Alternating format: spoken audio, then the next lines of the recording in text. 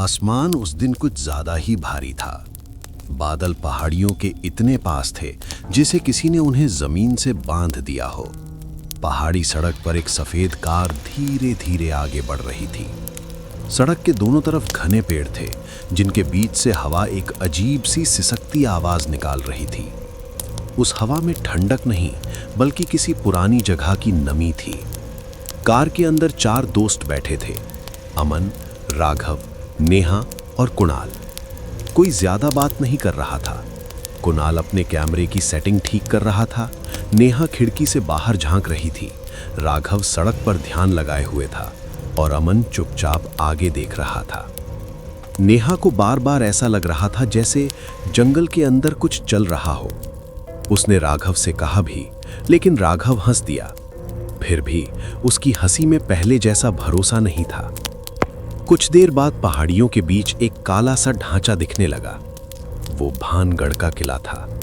जितना वे पास आते गए वो उतना ही बड़ा और डरावना लगता गया। टूटी हुई दीवारें, ऊंचे बुर्ज और चारों तरफ फैली अजीब सी खामोशी। तभी कार का रेडियो अपने आप बंद हो गया। एक पल के लिए कार में बिल्कुल सन्नाटा छा गया। कुणाल ने रेडियो घुमाया लेकिन कुछ नहीं हुआ।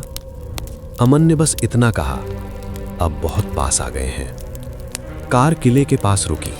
सूरज ढल रहा था और आसमान लाल हो चुका था। किले का विशाल पत्थर का गेट सामने खड़ा था, जंग लगे लोहे के कांटों से भरा हुआ। पास ही एक बोर्ड लगा था जिस पर लिखा था कि सूर्यास्त के बाद प्रवेश मना है। नेहा ने वो बोर्ड पढ़ा और उसके चेहरे से रंग उतर गया। अमन, चलो वापस चलते हैं, उसने कहा। अमन ने एक पल सोचा, फिर बोला, बस थोड़ा अंदर देख लेते हैं, कुछ नहीं होगा। और वही उनकी सबसे बड़ी गलती बन गई। जैसे ही सूरज पूरी तरह पहाड़ियों के पीछे गया, किले के अंदर से एक ठंडी हवा बाहर आई। वो हवा ऐसी थी जैसे किसी पुराने बंद कमरे का दरवाजा अचानक खोल दिया गया हो। चारों ने एक दूसरे को देखा और फिर अंदर चले गए। किले के अंदर अजीब सी खामोशी थी। पत्थर की जमीन पर उनके कदमों की आवाज गूंज रही थी। दीवारें बहुत ऊंची थीं और उन पर काई जमी हुई थी।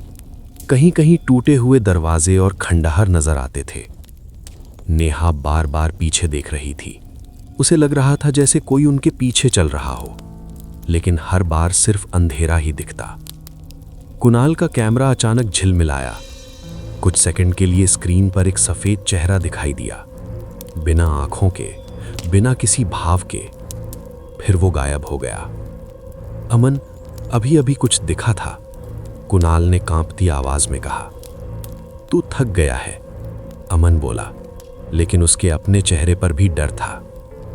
वे एक खुले आंगन में पहुंचे जहां बीच में टूटा हुआ फव्वारा था।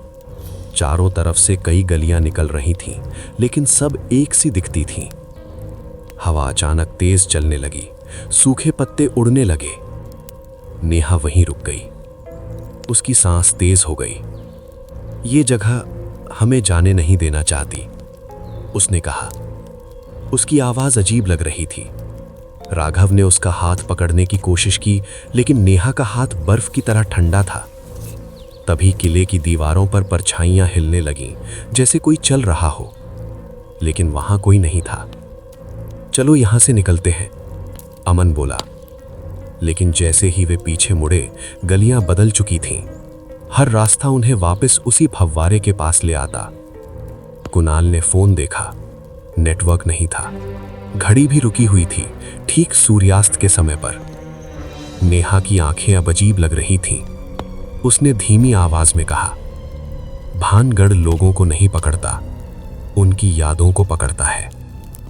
किले के अंदर सन्नाटा इतना गहरा था कि अपनी सांसों की आवाज भी तेज लग रही थी। दूर दूर से हल्की सी कदमों की आवाज आती थी। अचानक फव्वारे के पास एक गहरी परछाई उभरी। उससे एक भारी सी आवाज आई, यहां से कोई नहीं जाता। चारों की सांस रुक गई। अमन ने नेहा का हाथ पकड़ा और दौड़ पड़ा। राघव और कुणाल उसके पीछे। बहुत देर भटकने के बाद उन्हें एक टूटा हुआ दरवाजा दिखाई दिया, जहां से हल्की रोशनी आ रही थी। वे पूरी ताकत से दौड़े। जैसे ही वे बाहर निकले, सुबह की ठंडी हवा उनके चेहरे से टकराई। आसमान उजाला हो चुका था। भानगढ़ उनके पीछे फिर से खामोश खड़ा था, जैसे कुछ हुआ ही ना हो। चारों थके हुए, कांपते हुए कार तक पहुंचे। इंजन चालू हुआ और कार पहाड़ी सड़क पर नीचे की ओर चल पड़ी। नेहा ने आखिरी बार पीछे देखा।